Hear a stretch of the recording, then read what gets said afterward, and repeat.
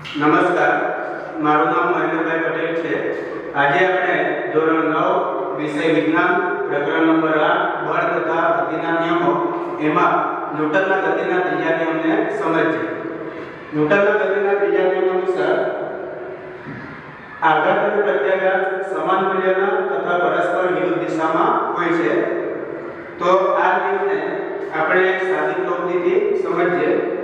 જે માટે સૌપ્રથમ આપણે ફુગ્ગામાં હવા ભરીશું અને એ ફુગ્ગાને આપણે આખી બંધ રાખીને ત્યારબાદ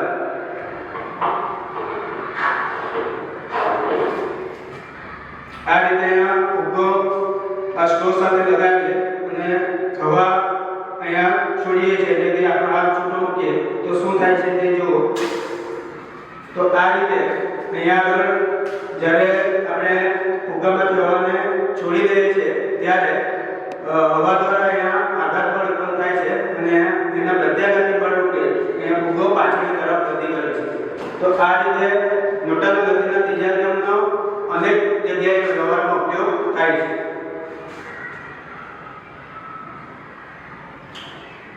જ્યારે બંદૂકમાંથી ગોળી છોડવામાં આવે છે ત્યારે બંદૂક દ્વારા ગોળી પર જેટલું બળ લાગે છે એટલું જ બળ ગોળી દ્વારા પણ બંદૂક પર લાગે છે અને આથી બંદૂક ચલાવતી વખતે ગોળી આગળની દિશામાં જાય છે અને એના કારણે પ્રત્યાઘાતી બળ રૂપે અહીંયા બંદૂક થોડી પાછળ તરફ પણ ધકેલાય છે અને એના કારણે ગોળી ચલાવનારને થોડો પાછળની તરફ ધક્કો પણ અનુભવાય છે। તરવૈયો પાણીમાં તરતી વખતે પોતાના હાથ અને પગના સ્નાયુઓ વડે અહીંયા પાણી પર આઘાત બળ ઉત્પન્ન કરે છે અને એના પ્રતિઘાત રૂપે પ્રત્યાઘાતી બળ રૂપે અહીંયા તરવૈયો આગળ તરફ ગતિ કરી શકે છે।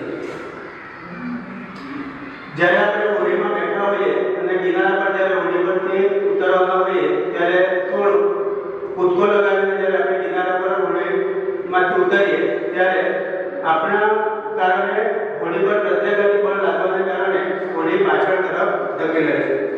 તો આવા અનેક ઉદાહરણોમાં ન્યૂટનના ગતિના ત્રીજા નિયમનો ઉપયોગ થાય છે। આપણે ચાલી શકીએ છીએ, દોડી શકીએ છીએ, તે બધી જ ક્રિયામાં ન્યૂટનના ગતિનો ત્રીજો નિયમ કામ કરે છે। તો હવે આપણને સમજાયું હશે કે કોઈ ખેલાડી જ્યારે લાંબો કૂદકો કે ઊંચો કૂદકો મારવાનો હોય ત્યારે ઝડપથી દોડીને બળપૂર્વક જમીન પર ધક્કો લગાડીને એ વધુ પ્રત્યાઘાતી બળ મેળવીને વધુ લાંબો કૂદકો કે ઊંચો કૂદકો મારી શકે છે। અહીં આપણને પ્રશ્ન થાય કે અહીંયા બે પદાર્થો વચ્ચે આંતરક્રિયા થાય છે તો તેમાં બળ સરખું લાગવાને કારણે બંને પર એ સરખા બળના મૂલ્યો લાગે છે છતાં કોઈ પર વધુ અસર જોવા મળે, કોઈ પર ઓછી અસર જોવા મળે। દાખલા તરીકે આ બોલને આપણે જમીન પર પછાડીએ તો આ રીતે પ્રત્યાઘાતી બળ રૂપે બોલ આપણને એના વિરુદ્ધ દિશામાં જે તરફ બળ લાગે છે એને વિરુદ્ધ દિશામાં પાછા આપણને મળે છે પણ જમીન પર કોઈ અસર થતી જોવા મળતી નથી। તેવું શા માટે થાય છે? તો તે માટે આપણે ન્યૂટનના ગતિના બીજા નિયમને ફરી સમજવો પડે। જે અનુસાર પદાર્થ પર લાગતું બળ પદાર્થના દળ અને પ્રવેગના ગુણાકાર જેટલું હોય છે અને આથી એ પદાર્થમાં ઉત્પન્ન થતો પ્રવેગ E બરાબર F/m થાય એટલે કે દળ અપન બળ અપન દળ થાય। અહીં બળ બંને પદાર્થમાં સરખું લાગે છે છતાં બંનેના દળ જો જુદા જુદા હોય તો તે પદાર્થનું દળ ઓછું હોય તે પદાર્થ પર વધુ પ્રવેગ ઉત્પન્ન થતો હોવાને કારણે એમાં વધારે અસર જોવા મળે અને જે પદાર્થનું દળ વધુ હોય એમાં ઓછો પ્રવેગ ઉત્પન્ન થતો હોવાને કારણે ઓછી અસર જોવા મળે।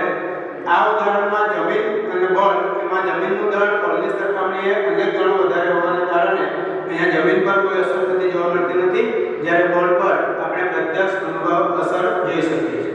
તો મિત્રો આપ ન્યૂટનના ગતિના ત્રીજા નિયમને સારી રીતે સમજી શક્યા હશો એવી હું આશા રાખું છું। અસ્તુ।